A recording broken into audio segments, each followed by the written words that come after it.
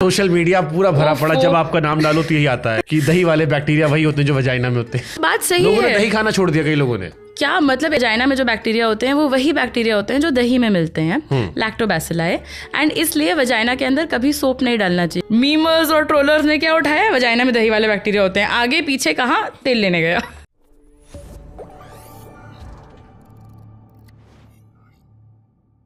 मेरे को बताओ नहीं क्या था दही वाला बैक्टीरिया आपका। अरे यार क्या गलत आपने कोट हो गया। सोशल मीडिया पूरा भरा पड़ा, जब आपका नाम डालो तो यही आता है कि दही वाले बैक्टीरिया वही होते हैं जो वजाइना में होते हैं। बात सही लोगों ने है। दही खाना छोड़ दिया कई लोगों ने। क्या मतलब ऐसा क्या वजाइना में खराब बात है कि दही मुझे नहीं खा पता, सकते? लोगों ने ट्वीट किया उसमें, लोगों ने कमेंट सेक्शन में डाला। तो बेसिकली मैं ये समझा रही थी, जो वजाइना होता है उसका पीएच जो होता है वो एसिडिक होता है। तो क्योंकि वजाइना में जो बैक्टीरिया होते हैं वो वही बैक्टीरिया होते हैं जो दही में मिलते हैं, लैक्टोबैसिलाई। एंड इसलिए वजाइना के अंदर कभी सोप नहीं डालना चाहिए, क्योंकि सोप अल्कलाइन होता है, तो आप पीएच इम्बैलेंस कर देंगे। मीमर्स और ट्रोलर्स ने क्या उठाया, वजाइना में दही वाले बैक्टीरिया होते हैं, आगे पीछे कहाँ तेल लेने गया। वो बात बिना बात को वायरल हो गई। बट ठीक है, मैं तो बहुत खुश हूँ, सबको पता चल गया इंडिया में कि वजाइना का एसिडिक पीएच होता है। और आपको नॉर्मल सोप नहीं यूज करना चाहिए। कितने कमेंट सेक्शन भरा पड़ा था। आज भी भरा है, 3 साल हो गए। रोज कोई ना कोई, अरे ये तो दही वाली मैडम है। ठीक है हूँ भाई, अब क्या करूँ। मैंने एक्सेप्ट कर लिया है इसे। इसका कभी किसी ने आपकी जान पहचान में जिक्र किया फनी तरीके से इसका? मेरा एक पॉडकास्ट था उनके साथ, विस्पर के साथ, और उसमें मुझे रेणुका सहानी मैम मिली। मैं उनसे पहली बार मिली, मैं बहुत खुशी से उनसे मिलने गई, क्योंकि उनके हस्बैंड इलाहाबाद बहुत आते हैं। मैं उनको बताने की, आपको पता है मैडम मैं इलाहाबाद से हूँ। और भाई अरे तुम तो दही वाली डॉक्टर हो। कहा इतने प्यार से मैं मिलने गई उनसे, उन्होंने पहली चीज़ मुझे क्या बोली, ठीक है अब हूँ मैं दही वाली डॉक्टर, क्या करूँ मैं। कोई बात नहीं, सोच रही हूँ टी-शर्ट बनवा लूँ, उस पर लिखवा लूँ। ब्रांडिंग अच्छी रहेगी, दही वाली डॉक्टर। क्लिनिक का नया नाम, दही clinic. DWD। Okay, women orgasm की बहुत चर्चाएं होती है। Most of the time women complain also कि लड़कों का हो जाता है, विमेन ऑर्गेज्म बहुत टाइम लेता है। सीरियसली इतना मुश्किल होता है? वही बात है कि खुजली यहाँ है, आप खुजली यहाँ कर रहे हैं। द थिंग इज़ कि हमें सही से ट्रेनिंग नहीं दी गई है, हमें सही से एजुकेशन नहीं दिया गया है बॉडी का, और हमें ये नहीं बताया गया है कि क्लिटरिस से सब कुछ आता है, not from the vagina. And दूसरी बात ये है कि बहुत सारे लोग ये बात नहीं रियलाइज़ करते कि average time to orgasm for a woman is 20 minutes. अब ये नहीं है इसका मतलब कि 20 मिनट्स पेनिट्रेशन चाहिए उनको। टर्न ऑन होने से लेकर के ऑर्गेज़म तक का जो समय है उसमें इतना टाइम लगता है। अब लोग इसको स्ट्रेस में ले लेते हैं कि मेरा स्टैमिना कम है, मैं इतनी देर पेनिट्रेशन नहीं कर पा रहा हूँ। That is not the point at all. अगर हम क्लिटरिस पे फोकस करें, चाहे उसको टैपिंग से, चाहे उसको ओरल सेक्स से, जिस भी तरह से उस पर फोकस करें, ऑर्गेज़म्स वहाँ से आएंगे। And it's not as big a mystery as it's made out to be. दूसरी बात यह है कि औरतों के लिए, मोस्ट औरतों के लिए इमोशनल कंपोनेंट बहुत ज़रूरी होता है। Sex is not merely a physical thing.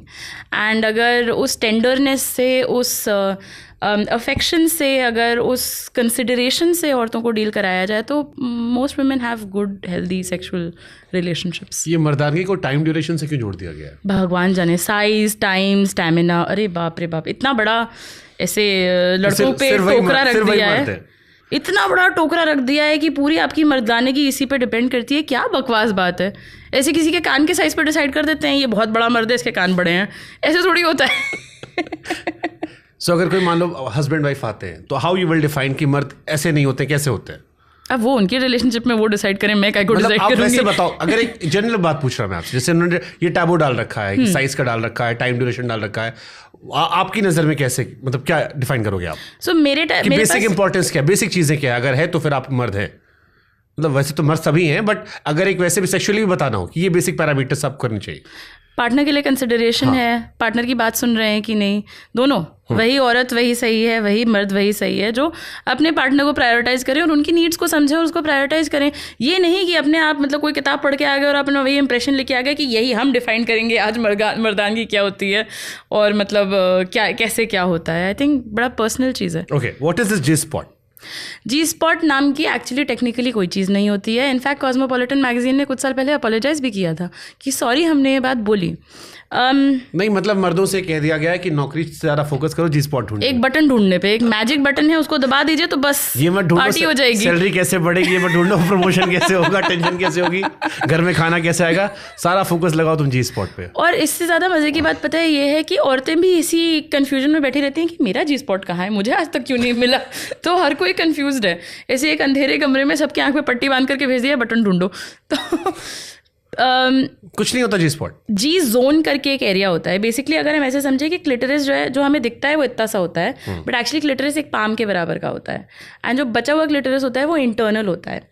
अगर ये वजाइना है ऐसे, तो वजाइना के ऊपर क्लिटरिस ऐसे बैठा रहता है. तो अगर आप वजाइना को ऐसे स्टिमुलेट करेंगे तो एक सेक्शन है जहाँ क्लिटरिस इनडायरेक्टली स्टिमुलेट होएगा. जैसे अगर आपने किसी के पैर पे रजाई रख दी और आपने रजाई के ऊपर से छुआ तो उनको सेंसेशन तो फील होएगा ही ना. बीच में वो रजाई वजाइना की एक वॉल बन के आ गई है. तो वो एक एरिया है जहाँ के स्टिम्युलेशन से बहुत प्लेजर एक्सपीरियंस होता है, बट इट्स नॉट कि ये बटन दबा दिया तो ऑर्गेज़म हो जाएगा. और इसके लिए भी काफ़ी स्ट्रेसफुल लाइफ लड़कों की हो चुकी है. बहुत ज़्यादा. लड़कों में भी कोई जी स्पॉट होता है? लड़कों में एक पी स्पॉट होता है एक्चुअली. जिंदगी कितनी कॉम्प्लिकेट हो गई जी. जो प्रोस्टेट होता है, प्रोस्टेट एक ग्लैंड होता है जो इंटरनल ऑर्गन होता है. एंड एक्चुअली इसको रेक्टम के थ्रू, एनस के थ्रू अगर जाएं तो प्रोस्टेट को इनडायरेक्टली स्टिमुलेट किया जा सकता है, जिस तरह से जी स्पॉट को इनडायरेक्टली स्टिमुलेट किया जा सकता है. जिन लोगों ने प्रोस्टेट ऑर्गेज़म एक्सपीरियंस किया है उनका कहना है it is the best orgasm of their life. But थोड़ा पेन इन्वॉल्व होता है क्योंकि वो आपको एनस के थ्रू जाना होता है. तो मशक्कत है. 90% लड़कों को नहीं पता होगा. हाँ, नहीं पता होता है. स्पॉट क्या होता है नहीं पता होता है. हमने भी एनाटॉमी पर पढ़ा था तब थोड़े ऐसे होश उड़ गए थे. थोड़ा सा लड़कों के लिए. या ओके. यहाँ पे अगर एक ग्लैंड है उसको हम प्रोस्टेट बोलेंगे. एक्चुअली यहाँ पे वो ग्लैंड है. मुझे खाली ग्लास मिलेगा, दैट विल बी ईजियर. और अगर ट्रांसपेरेंट हो तो बहुत बढ़िया होगा. तो अगर एनस ऐसा है और यहाँ पे एक ग्लैंड है, अगर आप फिंगर डाल के उसको, मेरी उंगलियां बहुत छोटी हैं, नेवर माइंड, यहाँ पे एक ग्लैंड है.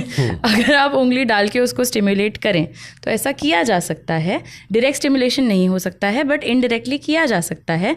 एंड इस इनडायरेक्ट स्टिमुलेशन से जो आगे की ग्लैंड है, प्रोस्टेट का काम होता है कि जो सीमेन के कंपोनेंट्स होते हैं उसमें से एक फ्लूइड प्रोस्टेट बनाता है. तो उसका ऑर्गेज़म और एजैकुलेशन के जो पाथवे में उसका इन्वॉल्वमेंट बहुत ज़्यादा होता है. तो आप बेसिकली डायरेक्ट टू सोर्स जाके ऐसे हेलो कर रहे हैं एज अपोज टू कि एंड प्रोडक्ट क्या है वहाँ तक आ रहे हैं. ओके.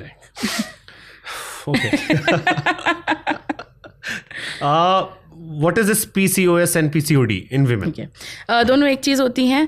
काफ़ी लोगों को ये मिसकंसेप्शन है PCOS PCOD अलग चीज़ होती है. Is the exact same thing. जब मेरी मम्मी मेडिकल कॉलेज में थी तो इसको स्टीव लेवेंथॉल सिंड्रोम बोलते, स्टाइन लेवेंथॉल. मैं जब मेडिकल कॉलेज में आई इसको PCOD बोला गया, अब इसको PCOS बोलते हैं. जैसे जैसे हम डिजीज़ को समझ रहे हैं नाम बदलता जा रहा है. बेसिकली क्या होता है कि आपके ओवरीज को हर महीने एक हार्मोन का सर्ज आता है जिससे वो एक अंडे को निकालते हैं, लिटरली एक थप्पड़ मार के बाहर निकालते हैं उसको. पर PCOS में हार्मोन सही से नहीं आ पाते हैं, डिसरेगुलेशन हो जाता है, जिसकी वजह से वो थप्पड़ तक का गुस्सा नहीं पहुंच पाता है ओवरी में. ओवरी ओवरऑल गुस्सा रहती है पर वो एक पीक गुस्सा नहीं आता है, ऐसे समझ लीजिए. ये LH सर्ज एक हार्मोन की आनी चाहिए, that doesn't happen. And overall hormonal dysregulation हमेशा बना रहता है जिसकी वजह से बहुत सारे इश्यूज हो सकते हैं. टेस्टोस्टेरोन बढ़ जाता है तो सर के बाल गिरने लगते हैं, शरीर में बाल बढ़ जाते हैं. मेंस्ट्रुअल इरेगुलरिटीज़ हो जाते हैं, पीरियड ऊपर नीचे हो जाते हैं.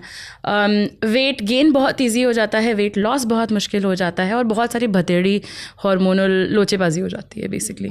किसी ने कहीं मैंने सुना कि अगर 3-4 लड़कियाँ साथ रहती हैं तो उनके पीरियड्स के डेट भी आसपास आते हैं. स्टेटिस्टिकली ऐसा हमेशा होगा. ये ऐसा नहीं है कि हवा में हार्मोन जोड़ के दूसरे के पास पहुंच गए और फिर ऐसे आपको इन्फ्लुएंस कर दिया. ये इसको मैक्लिंटॉक इफेक्ट बोलते हैं. जिस साइंटिस्ट ने ये प्रपोज किया था उन्होंने अपने आप ही डिबंक किया था ऐसे बाद में कि ऐसा नहीं होता है. आप कोई भी कैलेंडर लगा के 4 लोगों को मैच करा दीजिए, कभी ना कभी आई डोंट नो कुछ लोगों की छुट्टियां अलाइन कर जाएंगी. Statistically it is going to happen invariably कि आपका कभी ना कभी डेट अलाइन करे और यही होता है. हार्मोन जैसे हवा से जाके कोई टेलीपैथी नहीं करते ना. मेरी और मेरी बेस्ट फ्रेंड जर्मनी में रहती है. हमारा पीरियड आज भी सिंक्ड है. कहाँ से मेरे हार्मोन्स वहाँ पहुँच रहे हैं एक बार कभी कैलेंडर मैच कर गया, आज तक वही चल रहा है। बट जिनकी डेट में डिफरेंसेस आता है हर महीने अलग अलग, उनको कोई चेकअप कराना चाहिए? सो अगर आपका पीरियड हर 21 to 35 डेज के गैप में आ रहा है, दिस इज़ नॉर्मल। अगर 21 डेज से कम में आ रहा है, 35 डेज से ज़्यादा लग रहे हैं, दिस इज़ अब नॉर्मल। 28 वाले नंबर पे लोग अक्सर अटक जाते हैं। 28 is just an average number. इससे कम हो रहा है, इससे ज़्यादा हो रहा है, या 2 दिन से कम ब्लीडिंग हो रही है, या 7 दिन से ज़्यादा ब्लीडिंग हो रही है, it's time to see your doctor. Consistently अगर ऐसा हो रहा है, 1-2 बार तो होता ही सबका ऊपर नीचे।